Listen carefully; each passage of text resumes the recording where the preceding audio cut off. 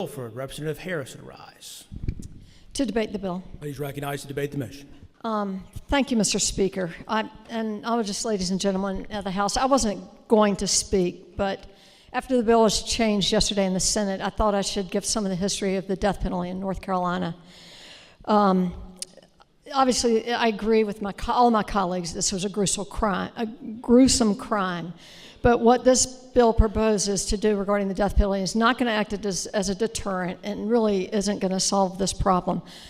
And so y'all know I've been around a long time. Back in 2005-06, we had a series of exonerations of innocent individuals who had been imprisoned and charged with the death penalty. And we put together a bipartisan study committee. I happened to be on it, and former Speaker Hackney chaired it, and we did a real deep dive into the history of the death penalty in this country. And so I just want to give you a little background and talk about some of the alternatives that are being offered, because I think it will give you a different perspective of that very important piece of this bill, which I think deserves a lot of attention. So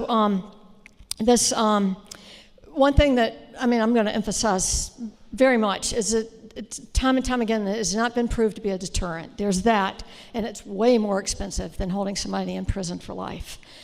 And often the victims' families actually don't want this. And we've had 12 exonerees, and the public thinks that we've probably already executed an innocent individual.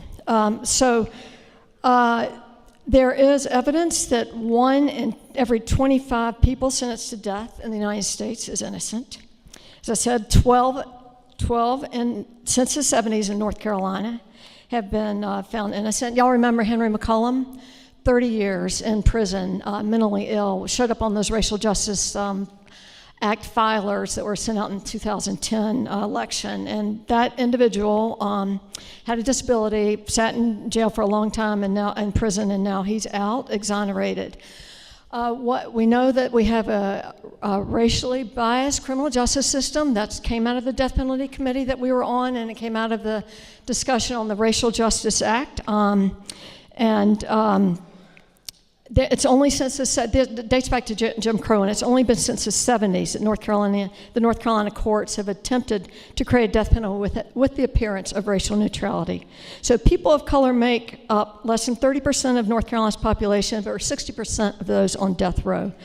Prosecutors excluded black jurors from capital trials at more than twice the rate of white jurors. Nearly half the people on death row have had an all-white jury of one person of color on the jury. Defendants are much more likely to be sentenced to death if they're accused of killing a white person.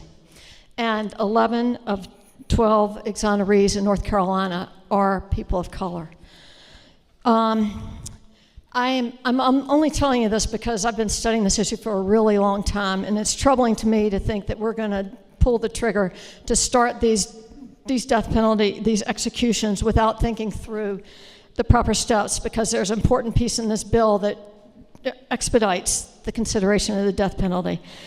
All right, so in modern times, prosecutors used animal imagery to describe black defendants. In 2009, it was that we enacted the Racial Justice Act in recognition of the long, fraught history of the death penalty in North Carolina. It is extremely unpopular in this state and in the country. 47% of Americans believe only 47% of Americans believe it's applied fairly. Other national polls show that the majority of people from all political parties oppose the death penalty for people with mental illness and history of severe trauma. And in 2019 poll of NC voters said the majority supported alternative punishments rather than the death penalty. Many because they feel, 70% feel like an innocent person has been executed.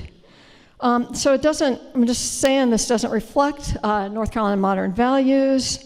There was a 1990s era law that all prosecutors had to pursue the death penalty in case of capital crime. It wasn't until 2001 that was repealed, and at that time we were the only state in the country with that law. We have a lot of people on death row who were convicted under that law that didn't have the chance to have a fair trial. Okay, let me talk a little bit more about the people who are actually on death row now that will be executed if we pass this bill and the governor signs it. Virtually every single person on death row falls into one of these vulnerable populations: severe mental illness, intellectual disability, or a history of brain injury or dysfunction, suffered severe childhood trauma, including rape, beatings, and torture. People who raised in poverty, many of which experienced malnutrition and homelessness. People who committed crimes before the age of 25, a time of life when the brain is not fully formed. People who served honorably in the U.S. military and in some cases suffered from PTSD. People who are only convicted of felony murder, which means that they may not even have pulled the trigger or had actually committed the crime, but they were there when it happened. And people who are now elderly, frail, and infirm. We know that many of the people who are on death row didn't receive fair trials as a result of who were convicted prior to the 2001 reforms. Some of the instances are trial attorneys who were later disbarred or officially sanctioned, trial attorneys who were completely inexperienced, defense attorneys who egregiously failed to investigate cases or present evidence on behalf of their clients, evidence that was withheld, falsified, or misinterpreted, witnesses who were compensated, sometimes secretly, for their testimony, lost or destroyed evidence. I'm telling you all this stuff because before I sat on that death penalty committee and listened to all of this history of the really fraught history in our state, I was a proponent of the death penalty. And after we had those discussions and listening to some of the recommendations that came before that committee, there was no way I could support the death penalty in the state and the way it's carried out.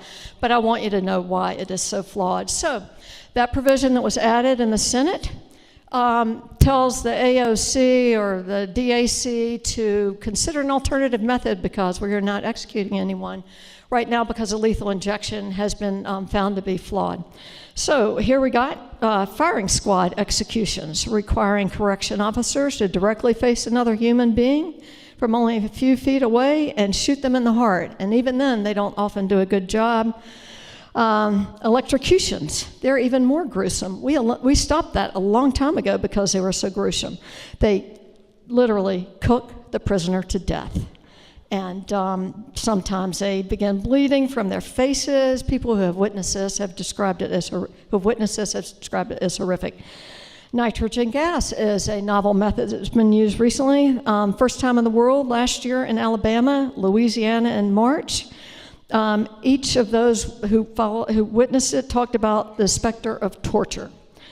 Now, lethal injections, even that hasn't been great, even though we can't do it now because the drugs aren't available. But even then, sometimes the executioners have tried multiple times to try and start the IVs, and the different drugs available haven't done the trick, and it's also been a problem. So, this murder was gruesome. We need to do something about it. A lot of what we need to do about it is to deal with the mental health crisis in our state.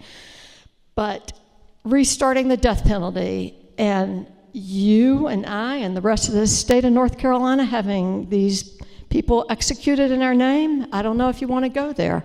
I'm going to be a no. What?